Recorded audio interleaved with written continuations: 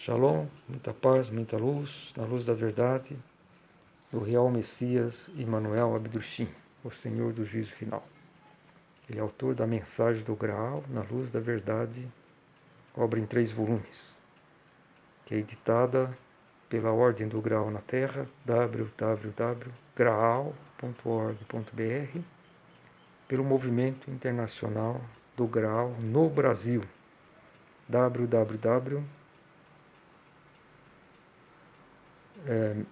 mensagemdograal.com.br. Essa obra ela é impressa no português europeu, do Movimento Internacional do Graal no Brasil, impressa na Alemanha, e da Fundação da Mensagem do Graal, que difunde a Mensagem do Graal para diversos idiomas, mais de 20 idiomas. Né? Ela tem uma capa verde. Deixa eu mostrar aqui um pouco. Vamos ver. Está aqui. Enquanto que a Mensagem do Graal, editada pela Ordem do Graal na terra do português brasileiro, tem uma capa dura e uma contracapa branca, né? E tem a diferença que também tem esse olho, né? Olho, que é o alfa e o ômega. Tem esse logotipo de UA e o círculo em volta e uma cobra mordendo o rabo, né?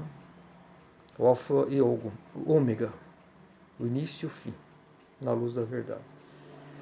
Eu coloco o título lá em cima, né? Abdushim, eu coloquei Deus, porque essa obra é uma obra pessoal de Deus Pai. Agora, na edição do Movimento Internacional do Graal, não tem. A capa é verde e está escrito na luz da verdade. E embaixo em Mensagem do Graal, mas também agora tem algumas edições, também tem uma cruz isósceles. Mas no caso desse que eu tenho aqui, né, esses volumes, não tem. Também existe essa obra também editada também, chegou a ser editada, né? Hoje eu não sei como está, em um volume único, mas os 3 volumes em um só. Mas isso também se refere à edição de última mão que o senhor fez, né? Porque houve 3 edições que o Emmanuel Abdushim, que ele é o Espírito da Verdade, né, prometido por Jesus Cristo. Ele começou a escrever as dissertações em 1923, quando ele tinha aí já uns 48 anos. E por 15 anos ele escreveu suas dissertações, até 1938. E de 1928 a 1938, durante 10 anos, ele viveu em Wonkerberg, no Tirol.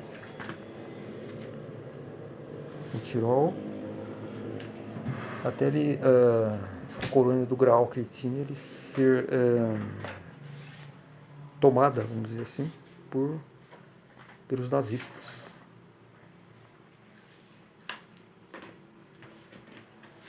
E ele escrevia assim um periódico que ele chamava Folhas do Graal, as suas dissertações, e em 1926 ele reuniu 43 dissertações não numeradas, e essa foi a primeira edição da sua Mensagem do Graal, chamada de Violeta, edição em violeta, porque ela tinha uma capa nessa cor, violeta. Depois ele continuou escrevendo suas dissertações, e em 1931 ele reuniu 91 dissertações, acho que fez algumas revisões também, e numerou essas dissertações e imprimiu essa obra, que seria a segunda edição da Mensagem do Graal. Também acho que foi conhecido como Grande Edição, né? Depois houve muitos eventos, né, nesse período de Womperberg, como o Falhar dos Convocados, e, enfim, houve muitos, a humanidade também não reconhecia. Também uma forma que na época de Jesus os escribas, os fariseus deveriam reconhecê-lo, né? E não o reconheceram, provando que estavam muito distantes de Deus.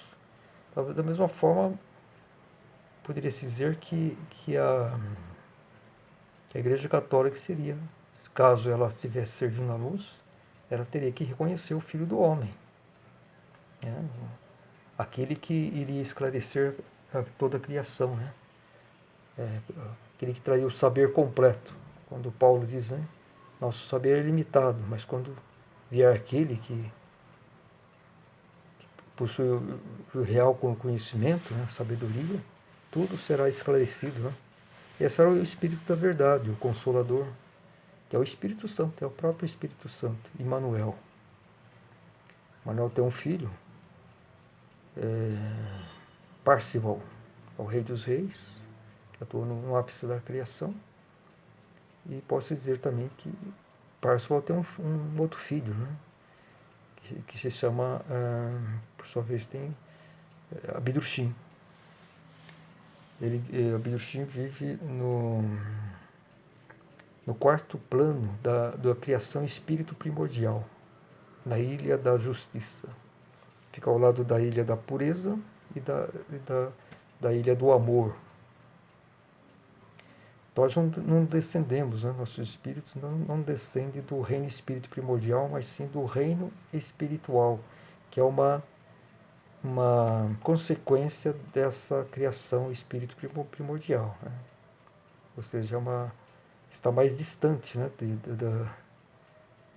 do Criador, né, da esfera divina, e portanto, uma espécie mais fraca, né?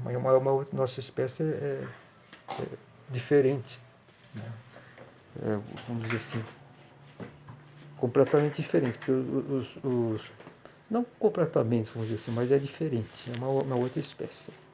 Completamente diferente, eu diria que é o reino divino em relação à criação espiritual. Porque o reino divino, a esfera divina, ela tem seres também, como o Lúcifer, é um ser enteal divino, que enteal é uma criatura, significa criatura, né? Então, o reino divino é completamente diferente, né, do reino espiritual. Agora, da criação espiritual. Agora, a criação espiritual, do faça-se a luz, teve primeiro a criação primordial, depois, na sequência, veio o reino espírito primordial, né, que foi o primeiro, onde no ápice está Parzival, o rei dos reis. Ao lado dele, a divina primordial Maria, que não tem nada a ver com Maria de Nazaré. Maria de Nazaré é apenas um espírito humano. E Irmingard, também a divina primordial. Então, existem esses três seres. E tem também os quatro espíritos primordiais, Odissi Mationoque, Leilak, Mercur e o Leão. E tem os 12 cavaleiros do Graal. Eu sei, por exemplo, que José de Arimateia, o espírito de Arimateia, é um dos cavaleiros do Graal. Também Krishna também. Ele é um dos 12 cavaleiros do Graal. Está no ápice, né, do templo do Graal, né, supremo templo do Graal da criação espiritual. Também chamado de Burgo do Graal. Representa mais ou menos a mesma coisa, né? Burgo do Graal e Templo do Graal. Embora a palavra Bugre também tenha a ver um pouco com povoado, né? E, então, nós descendemos do reino espiritual, né? Que é uma espécie diferente. E depois, em sequência, vem o reino enteal, onde tem os seres da natureza, né? Os chamados deuses, aqueles deuses, os grandes enteais, Zeus, Hera, né? Então é um reino também, vamos dizer assim, que tem substâncias vivas, né? Que elas são eternas, né? Os seres elas não precisam de se transformar. E depois, na sequência, vem os reinos materiais, de matéria fina, de onde procede a nossa alma, e de matéria grosseira. Por sua vez, cada um desses dois reinos, matéria fina e matéria grosseira, se divide em 3 camadas, que é a mais fina, a mediana e a mais densa. A mais densa, vamos dizer, a matéria densa, densa da matéria fina se liga à matéria fina da matéria grosseira. Porque são duas matérias, dois reinos, né? De matéria fina e de matéria grosseira. De matéria fina, onde procede nossas almas. Nossas almas, que também é um corpo, né? Corpo intermediário entre o espírito e a matéria grosseira. Mas a matéria também, a nossa alma é matéria. É o corpo que nós utilizamos nesse estágio de desenvolvimento. Porque nós somos espíritos que se encarnam diversas vezes para obter a autoconsciência. Né? Então nós somos considerados espíritos em desenvolvimento, que necessitam das encarnações. E a nossa alma é aquele corpo que nós sempre utilizaremos enquanto estivermos nesse processo de desenvolvimento, de autoconsciência, autoiluminação, o caminho da perfeição, que é o nosso objetivo, né? É o nosso dever como nós saímos do reino espiritual como centelhas espirituais e temos que retornar para o estado consciente.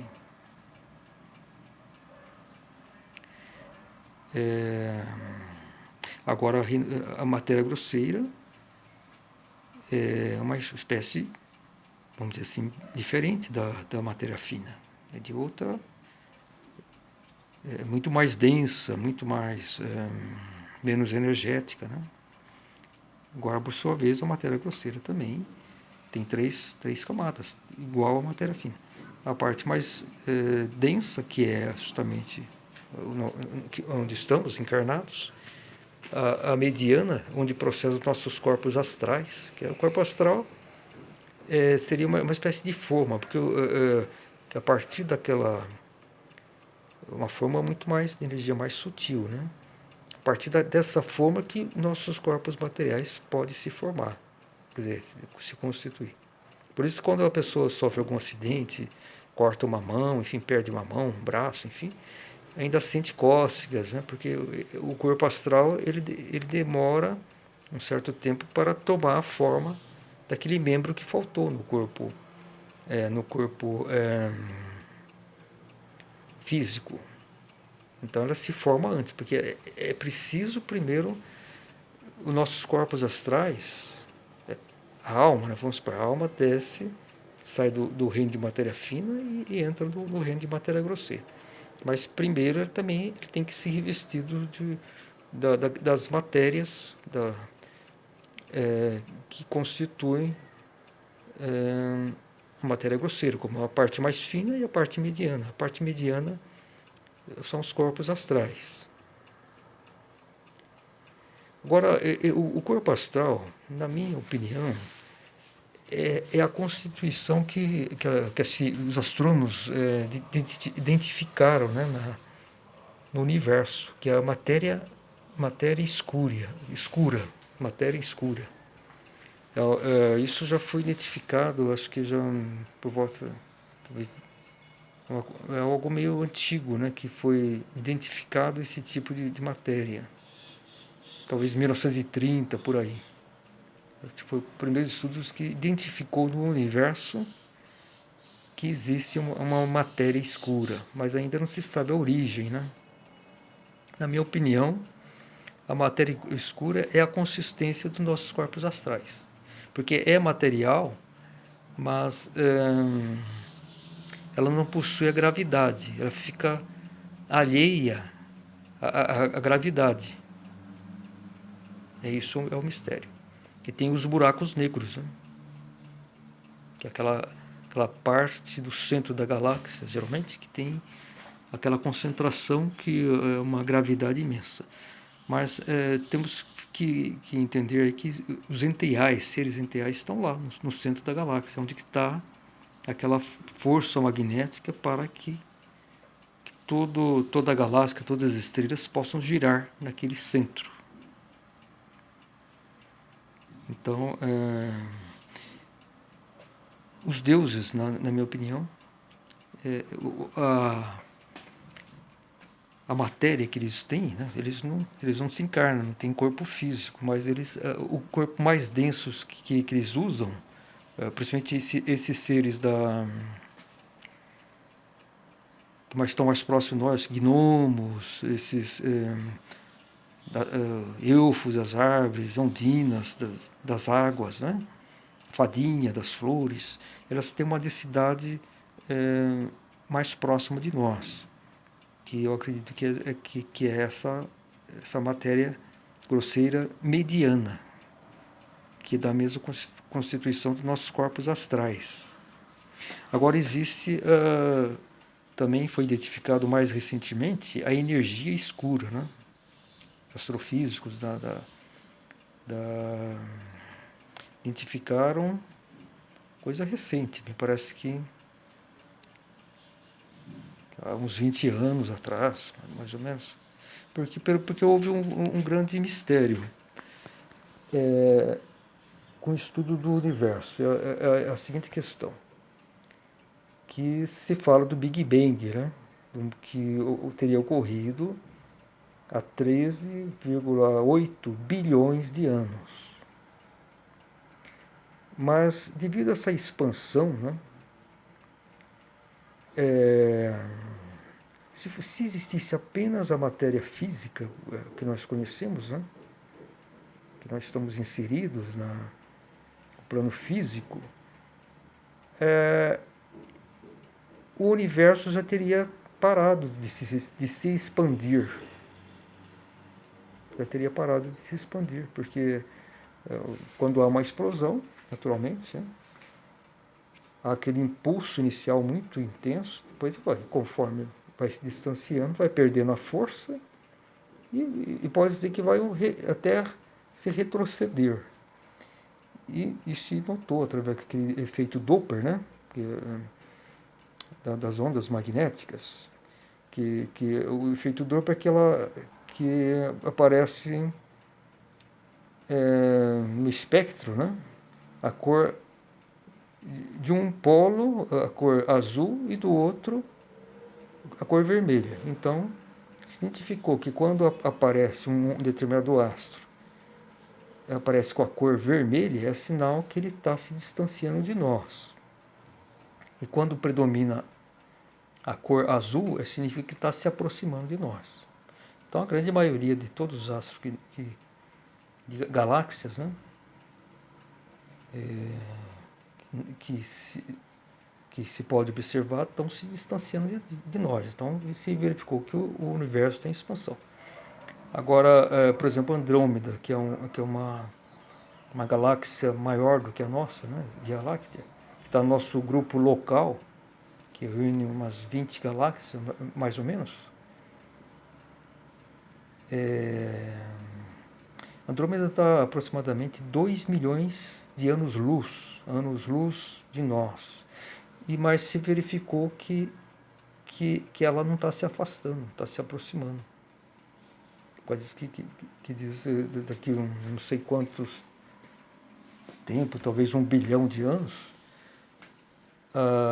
a Via Láctea e a Andrômeda vão ser uma única galáxia, que vão se chocar, mas quando se chocar não significa que vão se destruir, porque existe muito espaço, né, entre estrelas, enfim. Vão se atrair e formar uma única galáxia. Mas, enfim, por que se identificou a energia, a energia escura? Porque com os estudos astronômicos se verificou que o universo não está apenas se expandindo, mas também está acelerando a sua expansão. Ela está acelerando a sua expansão. E da onde vem essa força? Né? Porque pela lógica, pela física, isso não seria possível se existisse apenas a matéria nossa, né, do plano físico. Isso não seria possível, porque há muito tempo o universo teria cessado a sua expansão e até ele podia até se retroceder, voltar a se unir em um único ponto, né, suas substâncias.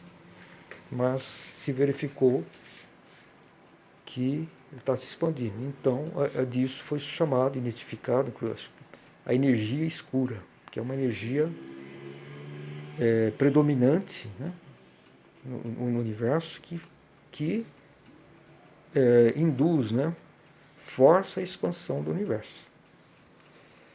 E hoje também se calculou nessas três tipos de energia do universo qual a porcentagem de cada uma. Né? Então se calculou que o que constitui, a substância que constitui o universo, né? O universo visível, 5% é da nossa matéria aqui do plano físico que nós conhecemos. A visível, vamos dizer assim, a matéria visível. 25% é constituição de matéria escura, que eu acredito que é a substância dos nossos corpos astrais. E 70% é de energia escura. Então, energia escura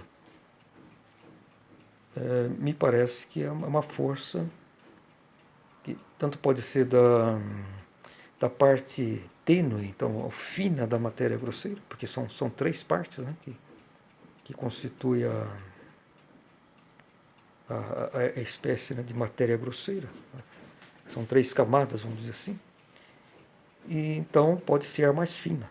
E também pode ser também vinda do reino de matéria fina. Né? Vamos, para não confundir muito, vamos falar reino de matéria grosseira e reino de matéria fina. Aí fica mais compreensível, não fica muito confuso. Então, o reino de matéria fina, de onde procedem as nossas almas, na sua constituição também tem a parte densa, a camada mais densa, tem a camada mediana e a camada fina. Essa camada fina do reino de matéria fina, ela se liga ao reino enteal, que não é mais material. Da onde procede os seres, que é chamado de deuses, dos gregos, romanos. Né? E acima do reino enteal está o reino espiritual, de onde nós procedemos. Então a nossa espécie, ela é mais luminosa, a nossa essência, mais energética, mais sutil do que o reino enteal. Mas ambos são de energia permanente, perene, vamos dizer assim, por isso que os seres eles não se decompõem, eles não se transformam. E são eternos. É diferente dos reinos materiais. Por exemplo, o reino de matéria fina, de onde procede a nossa alma, é muito mais brilhante, luminoso, do que o reino de matéria grosseira. Mas é também material, ou seja, se transforma. Quanto nós atingimos de encarnações, aqueles casos felizes, né? Porque muitos acabam se perdendo, espíritos, né? humanos acabam se perdendo e sofrendo a segunda morte, né? Enfim. Mas quando tudo ocorre conforme o Criador previu, que nós obtemos a nossa autoconsciência, quando nós desencarnamos aqui no plano físico, vamos lá para o reino de matéria fina. Nosso corpo mais externo passou a ser a nossa alma. Naturalmente a alma está pura, né? Sem máculas. Né? Isso é um estágio, né? Na nossa alma nós marcamos todas as nossas experiências, nossas vivências. Né? Quem realmente tem uma vidência consegue ter a vidência da nossa alma, né? Vê exatamente o estado, né? Que ela está, né? Se está brilhante, se tem máculas, né? Porque tudo isso é o nosso livro, né? Nossas ações, os prós e contras das nossas ações. Mas estando num estado luminoso, puro, limpo, e o nosso espírito, né? Que é mais sutil ainda, já formou o corpo espiritual, né? Porque o corpo espiritual ele vai se formando também. Daquela centelha, né? Aquele germe, daquela centelha, e vai se transformando em um corpo luminoso. E quando ele está, vamos supor, amadurecido, completamente luminoso, é justamente aquele estado da autoconsciência que nos permite retornar ao paraíso, aí nos tornando um verdadeiro servo de Deus, né, na sua vinha. Porque aquele estado é a volta do filho pródigo, né? Nós saímos como inconscientes do reino espiritual, voltaremos totalmente conscientes. Né?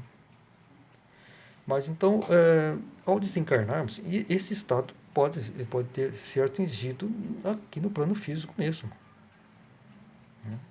Agora, o único a questão do plano físico que existe muitos riscos, né? Principalmente em uma humanidade como a nossa, que tem as trevas e a luz se misturam, o bem e o mal.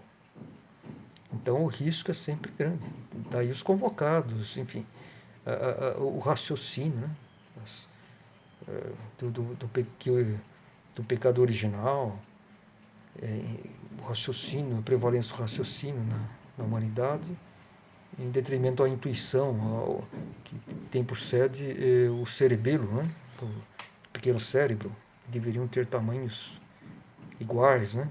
Para favorecer nosso desenvolvimento espiritual, né? Porque a matéria tem que ser equilibrado, o desenvolvimento espiritual e material. Mas o espiritual sempre tem maior destaque, tem maior prevalência, porque é o que nos permite a vida eterna. E na matéria tudo é passageiro. Mas quando atingimos esse estado, né, de iluminação, pela graça de Deus, né, e pelo esforço próprio, né, quando vamos para o reino de matéria fina, lá também nós deixamos esse corpo, que é muito mais sutil que o corpo material, né? Mas temos que deixar, porque em comparação com a substância espiritual, ele é muito pesado e denso. Nossa alma, mesmo no seu estado luminoso, sem máculas, ele ainda assim é muito pesado, é uma consistência muito mais densa e grosseira. Então tem que ser abandonado. E ainda assim, depois ainda tem nosso corpo integral, né? Antes de entrarmos ao reino espiritual. Tem o nosso corpo integral também, que também tem que ficar, também é muito mais sutil que a matéria fina, né? Mas aí nós já abandonamos a nossa alma. Mas antes de adentrar o paraíso, o reino espiritual, ainda temos que abandonar o nosso corpo integral. Porque quando se adentra ao reino, tem que ser 100% aquela consistência. É impossível